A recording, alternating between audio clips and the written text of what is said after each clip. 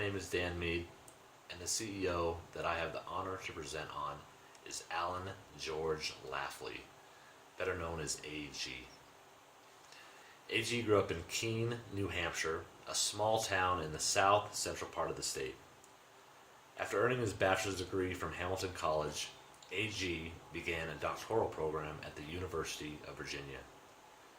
This was during the time frame of the Vietnam War, so AG put his schooling on hold and enlisted in the United States Navy as a supply officer, with the main intention of avoiding being drafted into the Army. His position within the Navy was his first opportunity to manage people, and he discovered an enjoyment for that type of role which entirely changed his career outlook. Prior to this management position, AG's goal was to become a teacher and basketball coach. Lafley credits his 5 years abroad in Japan working in the Navy for teaching him the basics of business.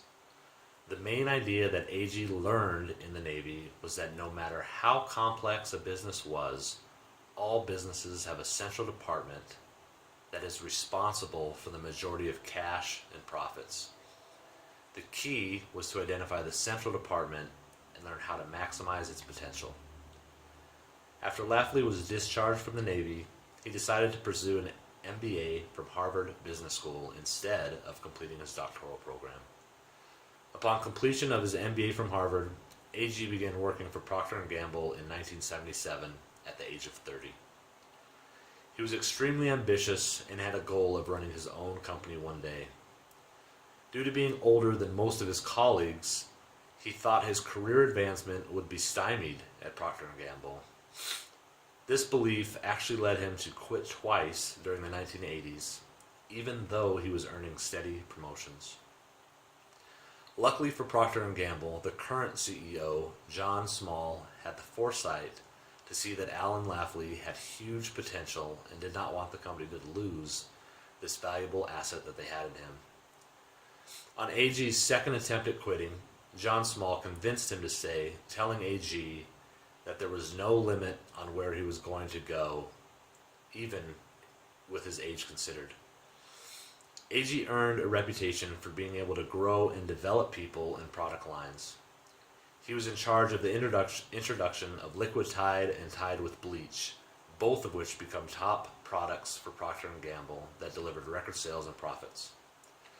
Procter & Gamble rewarded AG with his success by putting him in charge of their Asian operations, an operation that was floundering and known to be a daunting task. In a 4-year span, AG was able to increase Procter & Gamble's Asian operations from $90 million in sales to $1 billion in sales. Fortune magazine characterized AG as un-CEO-like, based on his down-to-earth qualities and attentive listening skills, with one person comparing him to Mr. Rogers. Some of you may be too young to know who Mr. Rogers is, but believe me, he did not have a personality type the majority of people would describe as influential when it comes to people management. Even with this said, these happen to be the attributes that helped him succeed, especially during his time in charge of Procter & Gamble's Asian operations. His philosophy was that executives from the United States were saturated with data and believed that the answers to problems do not lie solely within the numbers. He decided to meet potential customers face to face, not as an executive of Procter & Gamble, but as a person. He visited stores and homes as Alan George, so people would not recognize him as a Procter & Gamble spokesman. This interaction with customers led him to learn that Asian women disliked a lot of Procter & Gamble's brands, finding them to be foreign and brash. He found out what that particular market desired for Procter & Gamble and gave those customers the products that they wanted.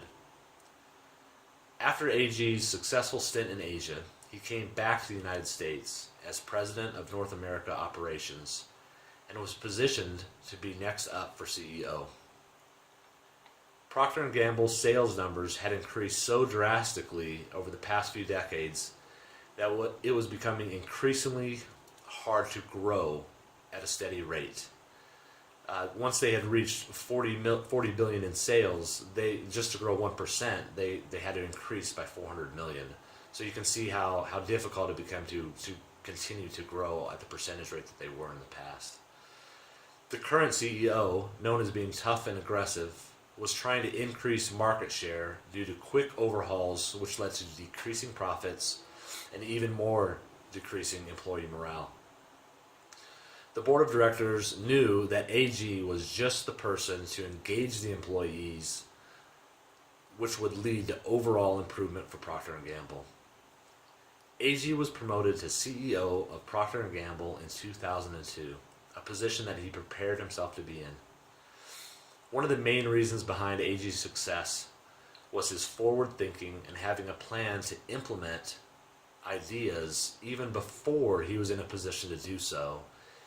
He had watching the CEO ahead of him, he had seen the issues at hand and tried to think of ways to overcome them, even when that technically was not his job at the time.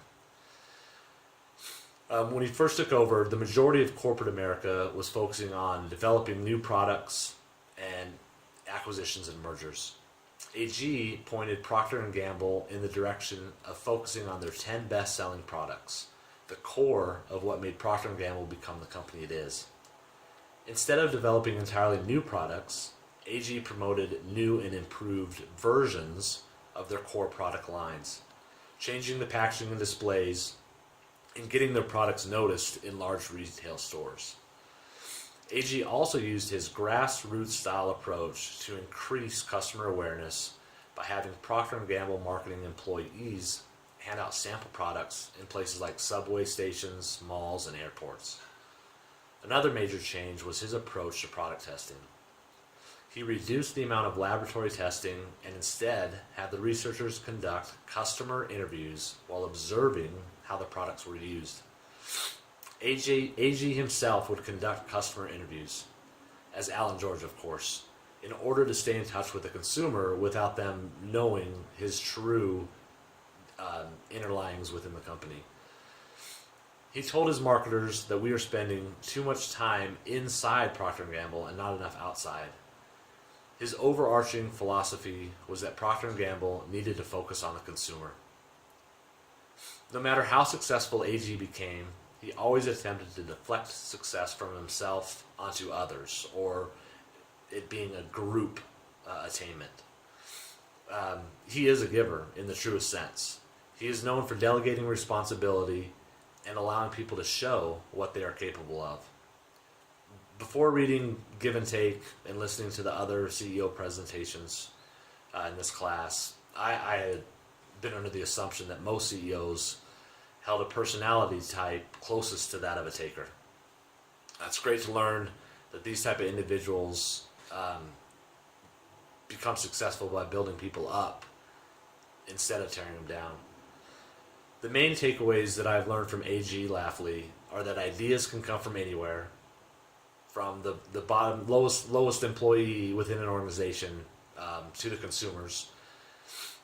And listening is exponentially better than talking. He's always known for being the type of person that spends more time listening to what others have to say and their ideas, and taking it all in, and then saying what he has to say.